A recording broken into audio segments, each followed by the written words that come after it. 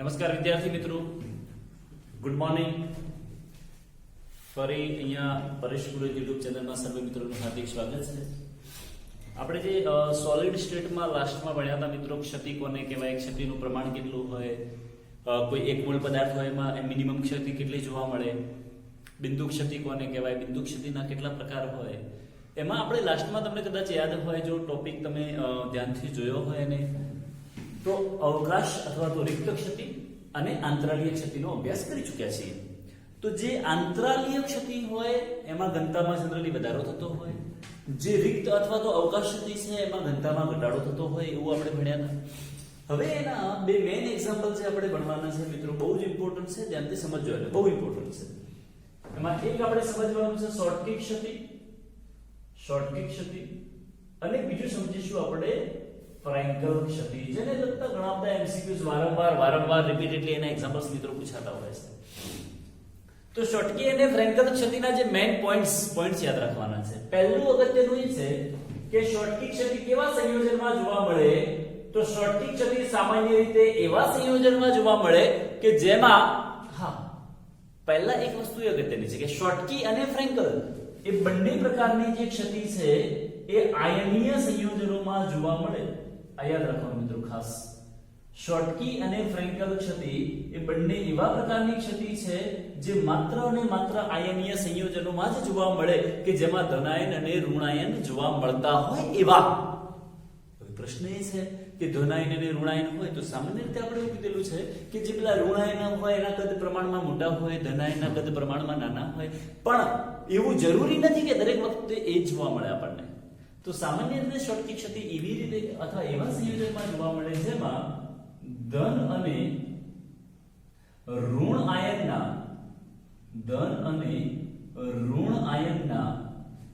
કદ લગભગ સમાન હોય. આપણે એવો શબ્દ વાપરીએ છીએ લગભગ, કે જેમાં ધનાયન અને ઋણાયનના કદ લગભગ સમાન જોવા મળતા હોય એવા સંયોજનોમાં આપણને અથવા એવા સ્ફટિક સંયોજનોમાં આપણને શોર્ટકી ક્ષતિ જોવા મળે છે. તો સામાન્ય રીતે જો આપણે વાત કરતા હોઈએ, હું એવું કહી દઉં કે ચલો કે ભાઈ અહીંયા એક ધનાયન છે, તો એની એક્ઝેક્ટ બાજુમાં શું આવશે? ઋણાયન આવે. અહીંયા ધનાયન છે તો એની બાજુમાં પાછું ઋણાયન આવશે. અહીંયા પોઝિટિવ હોય તો અહીંયા નેગેટિવ આવે. આ પોઝિટિવ હોય તો એની નીચે negative, plus, minus, plus, minus, plus. Minus છે તો એની નીચે plus, minus, plus, minus, plus અને માઈનસ. અને હજી લાઈન તો થઈ ગઈ તો માઈનસ આવશે અને નીચે પ્લસ આવશે, માઈનસ, પ્લસ, માઈનસ અને પ્લસ. તો ધારો કે આપણે એવું વિચારીએ કે કોઈ એક સ્ફટિક સંયોજન છે અથવા આયનીય ઘન પદાર્થ છે, એવું વિચારીએ કે આપણી પાસે એક આયનીય પ્રકારનો સ્ફટિક સંયોજન છે, એવું વિચારીએ. તો આ આયનીય સ્ફટિક સંયોજનમાં તમે જોઈ શકો છો ધનાયન પણ છે, ઋણાયન પણ છે. ધનાયન છે, ઋણાયન છે. હા, અહીંયા અગત્યની વસ્તુ એ છે વિચારવાની મિત્રો, આપણે ઉપર એવું લખ્યું છે કે સામાન્ય રીતે એવા સંયોજનમાં જોવા મળશે કે જેમાં ધનાયન અને ઋણાયનના કદ લગભગ કેવા હોય છે. તો અહીંયા જે ધનાયન અને ઋણાયન જોવા મળે છે એના કદ લગભગ સમાન હશે એવું આપણે અહીંયા વિચારી લઈએ છીએ. હવે આ ક્ષતિમાં થાય શું? શોર્ટકી ક્ષતિમાં કે ધારો કે કોઈ એક જગ્યાથી ધનાયન નીકળી ગયો છે, આપણે વિચારીએ કે અહીંથી પ્લસ આયન પોઝિટિવ આયન નીકળી ગયો છે. તો જો પોઝિટિવ આયન નીકળે તો જ્યાંથી નીકળે છે ત્યાં અવકાશ ઉદ્ભવે. જ્યાંથી નીકળે ત્યાં અહીંયા બનાવો કે અહીંયા ધનાયન નીકળ્યો છે તો અહીંયા જે ઉદ્ભવે એને શું કહેવાય? અવકાશ કહેવાશે મિત્રો. અને શોર્ટકી ક્ષતિમાં એવું જોવા મળે છે, જો એક ધનાયન નીકળે તો એની સાથે એક ઋણાયન નીકળે, બીજું ધનાયન નીકળે તો એની સાથે એક ઋણાયન નીકળે. તો અહીંયાથી ધનાયન નીકળ્યો છે તો અહીંયા આપણે વિચારીએ કે એક ઋણાયન પણ નીકળ્યો છે. તો જ્યાંથી પેલા ધનાયન અને ઋણાયન નીકળેલા છે એ બંને જગ્યાએ આપણને અવકાશ જોવા મળશે. તો જેટલી સંખ્યામાં ધનાયન નીકળે છે એટલી જ સંખ્યામાં ઋણાયન પણ નીકળે છે. એટલે એવો બીજો પોઈન્ટ લખી દઈએ આપણે કે શોર્ટકી ક્ષતિમાં સમાન સંખ્યામાં, અહીંયા લખી દઈએ મિત્રો કે સમાન સંખ્યામાં ધન અને ઋણ આયન દૂર થાય છે. ધન અને ઋણ આયન દૂર થાય છે. આ યાદ રાખજો મિત્રો, ઇમ્પોર્ટન્ટ વસ્તુ છે એકદમ. જેટલી સંખ્યામાં ધનાયન નીકળે છે એટલી જ સંખ્યામાં ઋણાયન નીકળે છે. ધારો કે હું એવું કહું કે અહીંથી પોઝિટિવ આયન નીકળે તો બીજો નેગેટિવ આયન નીકળી શકે. અને હા, એ ખાસ ધ્યાનમાં રાખવું કે ધનાયન અને ઋણાયન, જો ધનાયન નીકળેલો હોય તો એની બાજુમાંથી પણ ઋણાયન નીકળી શકે, એના દૂરથી પણ ઋણાયન નીકળી શકે. તો જેમ જેમ ધનાયન અને ઋણાયન દૂર થતા જશે એમ એમ પેલા છિદ્રો રચાતા જશે, અવકાશ રચાતા જશે, અને જેમ જેમ અવકાશની સંખ્યા વધતી જશે એમ એમ આની વિદ્યુતીય વાહકતા વધતી જશે. આ મારે એવું લખવું તો પણ લખી શકાય મિત્રો. બીજું સેન્ટેન્સ એવું લખી શકાય કે શોર્ટકી ક્ષતિમાં જે ઘન પદાર્થ હોય એ વીજભારની દ્રષ્ટિએ તટસ્થ હોય છે. વીજભારની દ્રષ્ટિએ તટસ્થ રહે છે એવું કહી શકાય. વીજભારની દ્રષ્ટિએ તટસ્થ રહે છે કારણ કે જેટલી સંખ્યામાં ધનાયન નીકળે છે એટલી સંખ્યામાં ઋણાયન નીકળે છે. તો એનો મતલબ કે વીજભારમાં કોઈ ફરક પડતો નથી. એટલે એવું કહી શકાય વીજભારની દ્રષ્ટિએ કેવો હોય? તટસ્થ હોય.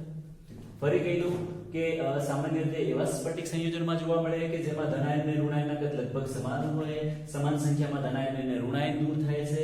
શોર્ટકી ક્ષતિમાં ધન વીજભારની દ્રષ્ટિએ તટસ્થ શોર્ટકી ક્ષતિમાં ઘન જે પદાર્થ હોય આપણો એ વીજભારની દ્રષ્ટિએ હંમેશા કેવો રહેશે? તટસ્થ. નેક્સ્ટ સેન્ટેન્સ એવું લખેલું કે સામાન્ય રીતે ઊંચા સવર્ગાંક ધરાવતા સંયોજનો.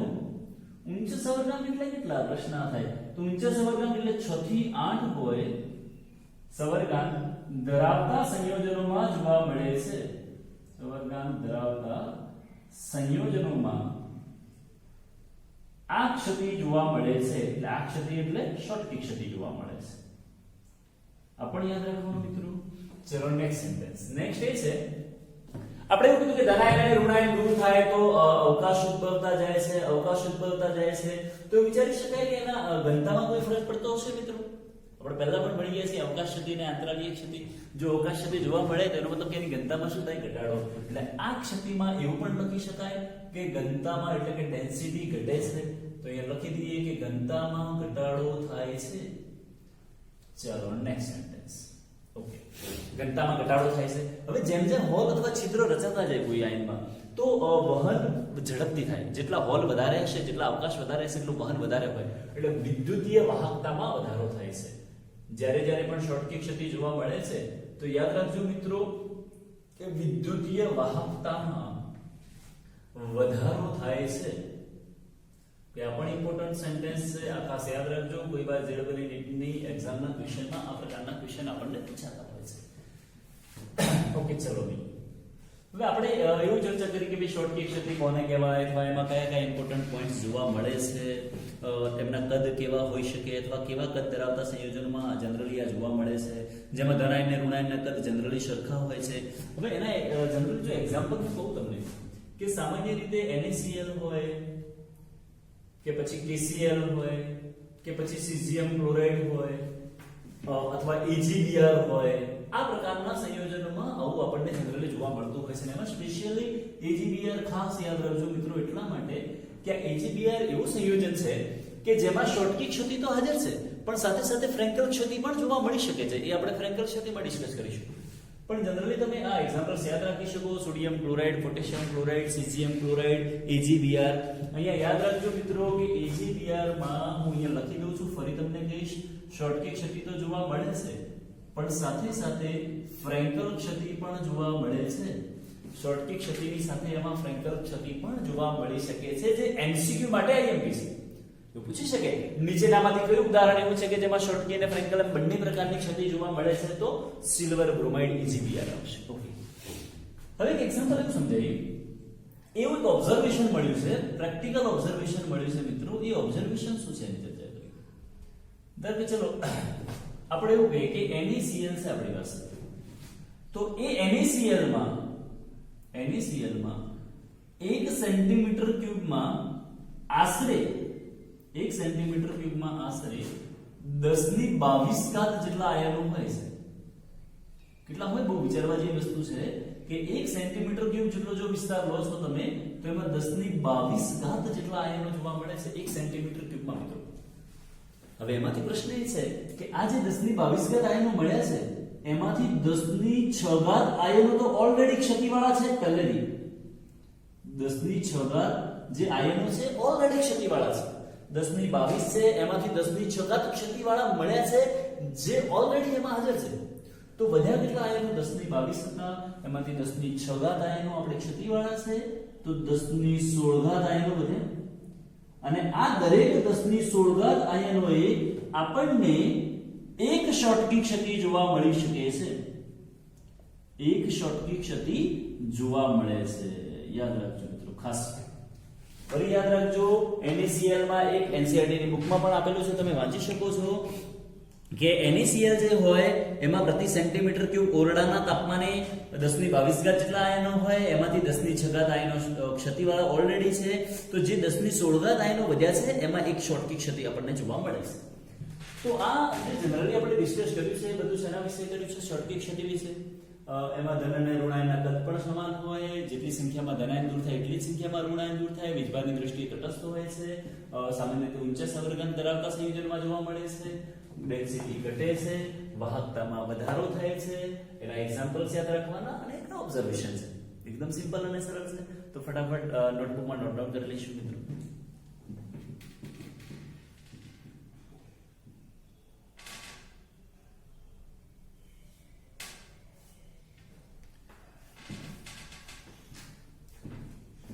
ઓકે, તો મિત્રો જેમ આપણે શોર્ટકી ક્ષતિ ભણ્યા છીએ જે આયનીય સંયોજનમાં જોવા મળે છે, તે જ પ્રકારે આપણને જોવા મળતી જે ફ્રેન્કલ ક્ષતિ છે મિત્રો, એ ફ્રેન્કલ ક્ષતિ પણ આયનીય સંયોજનમાં જોવા મળે છે. હું ફરી કહું છું મિત્રો, આ ફ્રેન્કલ જે ક્ષતિ ભણવાની છે એ ફ્રેન્કલ ક્ષતિ પણ આપણને આયનીય સંયોજનોમાં જોવા મળે છે. એકદમ સરળ અને સિમ્પલ છે.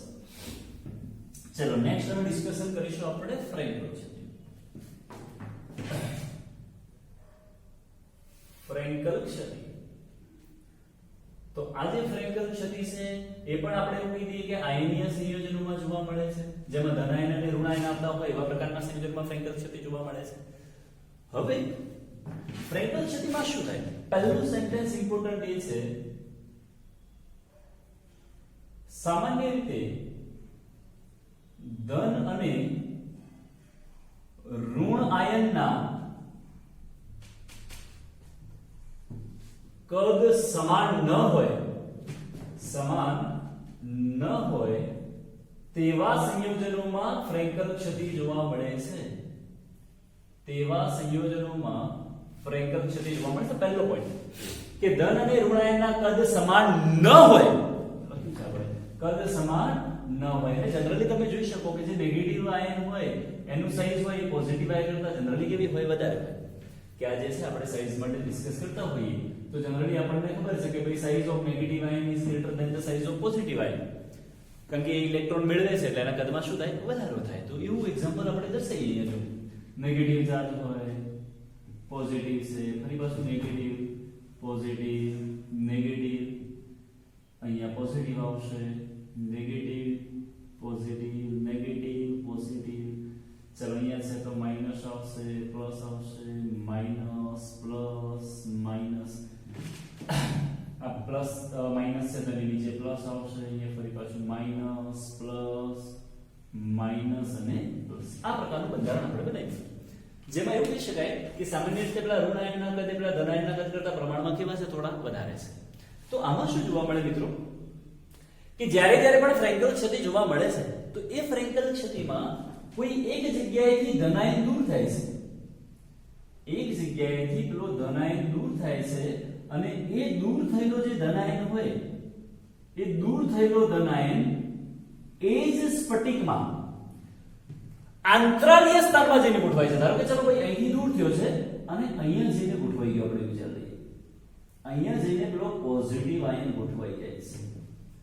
એકમ કોષની બહાર નથી જતો મિત્રો, ધ્યાનથી સમજો. પેલા શોર્ટકી ક્ષતિમાં શું થતું હતું? ધનાયન અને ઋણાયન એકમ કોષની બહાર જતા રહે છે. આમાં શું થાય? એક જગ્યાએથી ધનાયન નીકળે છે. હવે તમે વિચારી શકો કે જ્યાંથી ધનાયન નીકળ્યો છે ત્યાં અવકાશ ઉદ્ભવે છે, અને જ્યાં જઈને ગોઠવાય છે તેને આંતરાલીય ક્ષતિ તરીકે ઓળખાય છે. એને આંતરાલીય ક્ષતિ તરીકે ઓળખાય.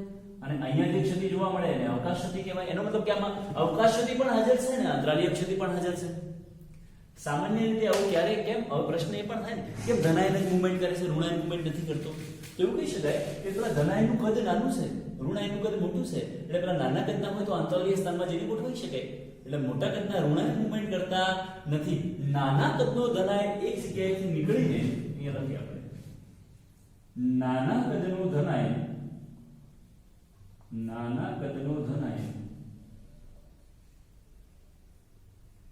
ધન આયન પોતાનું સ્થાન છોડીને આંતરાલીય સ્થાનમાં ગોઠવાય છે. પોતાનું સ્થાન છોડીને આંતરાલીય સ્થાનમાં ગોઠવાય છે.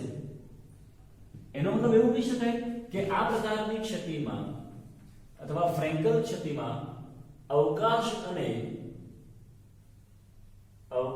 અને આંતરાલીય એમ બંને ક્ષતિ જોવા મળે છે.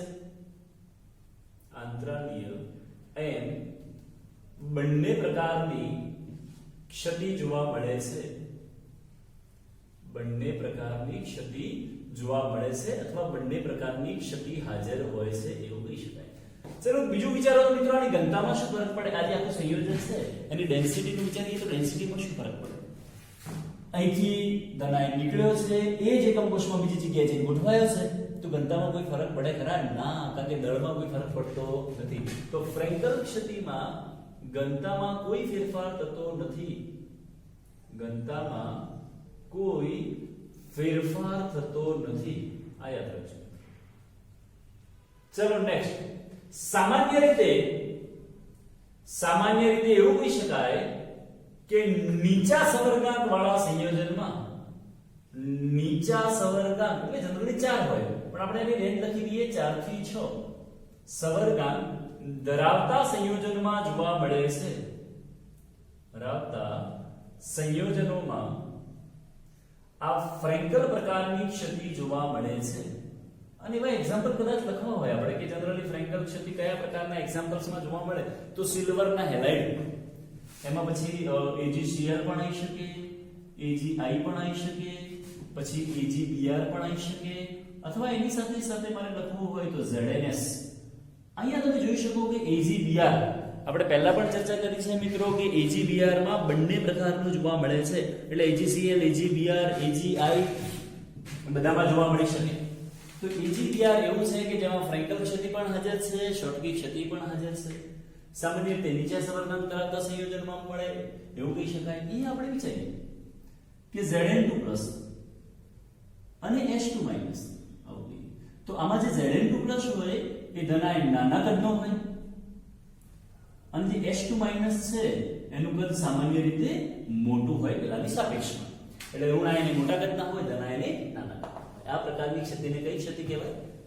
ફ્રેન્કલ ક્ષતિ કહેવાય. હા, આમાં બીજું એવું પણ થાય છે મિત્રો કે તમે એ જોઈ શકો કે જ્યારે અહીંથી ધનાયન નીકળે છે અને જે અવકાશ ઉદ્ભવે છે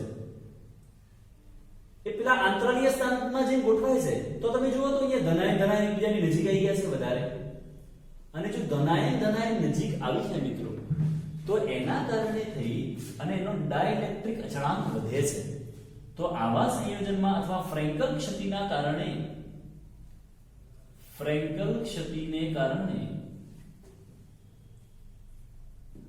ડાઇલેક્ટ્રિક અચળાંક